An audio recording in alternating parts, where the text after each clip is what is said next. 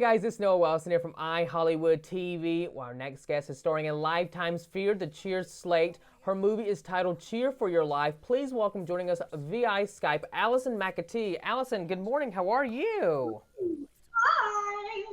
Oh my How are gosh. you? Thank you for having me. Yes, well, you're so welcome. It is an honor to have you here. By the way, you look lovely. Look at you all dolled up on the virtual.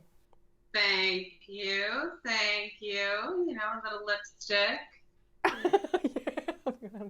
Yeah. By the way, I want to tell you, I screened the movie last night, Cheer for Your Life. It is part of Lifetime's Fear the Cheer slate.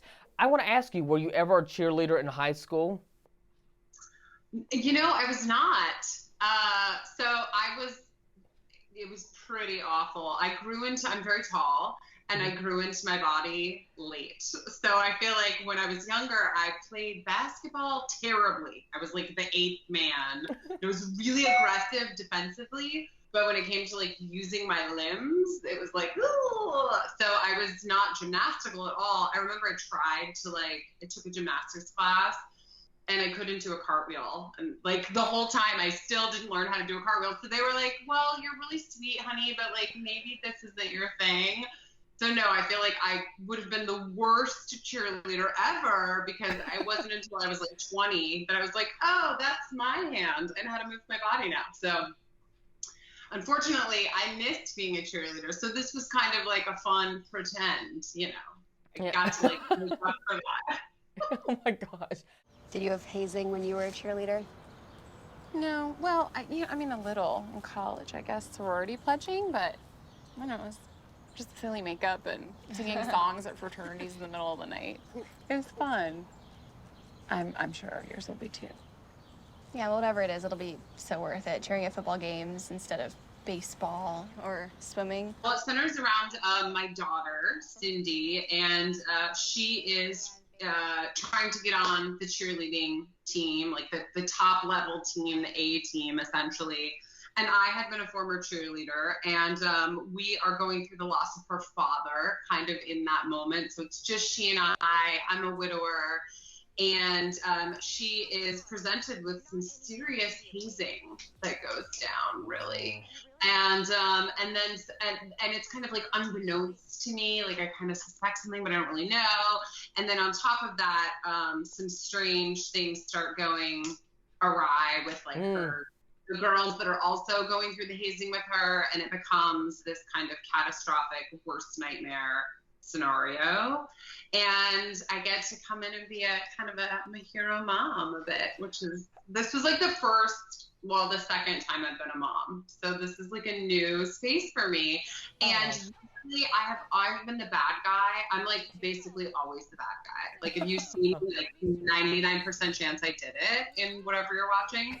So it's been really fun to get to be a hero now, to like step into being a hero. Right? And I feel like in a way too, this is like a spin on a Cinderella story in a weird way. Like there was actually in the script written like her shoe is on the stairs, and it's you know, I don't know if it made it in the film because I don't know if it was cut, but like it's just like there's some really cool elements that are twisted into a classic tale that's like a modern twist on it.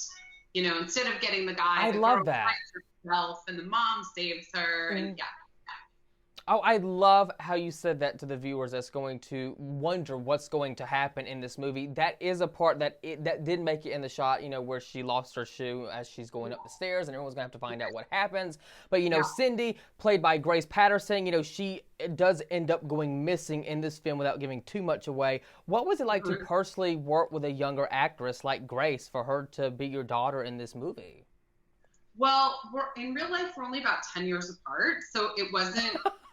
So it wasn't like when we met, we were like, cool, you're actually like my little sister. It was, she's awesome. She's super talented, incredibly connected. Our scenes were really easy and fun. We've hung out, like we've become friends and hung out since because she's just really cool. So, yeah, I was like, thrilled to have met her and work with her. She's super, super talented. And really, she carries the film because it's centered around her. It's more, it's her story. mean, mine and her story is like a piece of, but really it's her journey. So. Oh my gosh. So as we will see in the film, Cindy gets bullied from the cheer squad with other cheer mates. How do you want this film to teach others that we all can cheer better when we're together and there for each other, for girls and guys?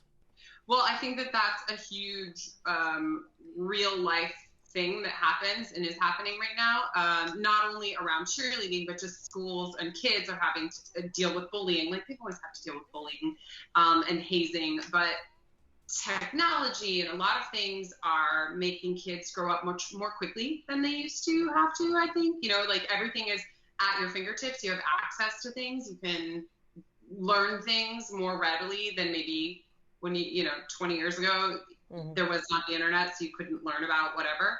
And I think that that has parlayed into like cyberbullying and whole other subcultures. So I would like to think that this is a lesson that that kids might watch if kids are watching with their parents on, you know, on maybe like your parents do have the best intentions for you. If you see someone else being bullied and if you see someone else harm being done to them, then inevitably it's going to come back to you. And so to be the person to speak up, because, you know, there is someone early on who is killed in this film, and had these girls done something about it immediately instead of waiting, they could have stopped it. So maybe some kids will see that and be inspired, be like, wow, if I see something, I should do something and take action immediately instead of letting it escalate and turn into something much, much worse. By the way, before I let you go, Allison, what's your go-to snack? What would you recommend for all the viewers out there when they watch this mystery, you know, thrill type movie? Chocolate, covered almonds with sea salt, absolutely, and probably some plantain chips, so you can like go back and forth between the sweet and the salty. Yes, I love it. Allison, thank you so much. You take care and have a great day. Awesome. No, thank you. Thanks for having me. You. Bye.